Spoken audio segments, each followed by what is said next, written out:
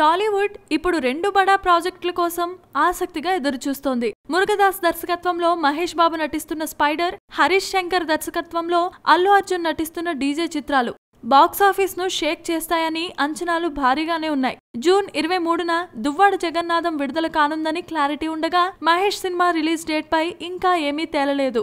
అయితే తమ మరుసటి చిత్రాలను జూన్లోనే ప్రారంభించేయనున్నారు super star, stylish star. Koratala శివతో భరత్ అను నేను అంటూ మహేష్ బాబు మూవీ చేయనుండగా, వక్కంతం వంశీ డైరెక్షన్ లో నా పేరు సూర్య అంటూ బన్నీ మూవీ ప్రారంభం కానుంది. ఇప్పటికే తమ చిత్ర షెడ్యూల్ పై పక్కాగా ఉన్నాడు కొరటాల శివ.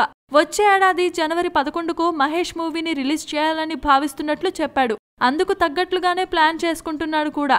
మరోవైపు బన్నీ సినిమాను కూడా సంక్రాంతి బరిలోనే నిలపాలని భావిస్తున్నాడు వక్కంతం వంశీ. ఆ సీజన్ మిస్ అయితే మళ్లీ సమ్మర్ వరకు వెయిట్ చేయాల్సి వస్తుంది. అంటే దాదాపుగా ఒక సినిమాకు ఏడాది పట్టేస్తుంది. అందుకే సంక్రాంతినే టార్గెట్ చేస్తున్నారు మహేష్ అండ్ బన్నీ. భరత్ గా మహేష్ బాబు, సూర్యగా అల్లు అర్జున్ ఇద్దరు కలిసి పొంగల్ కి పోటీ పడనున్నారన్నది Tollywood latest talk. Please subscribe. Hi, it's me Purna. Please subscribe.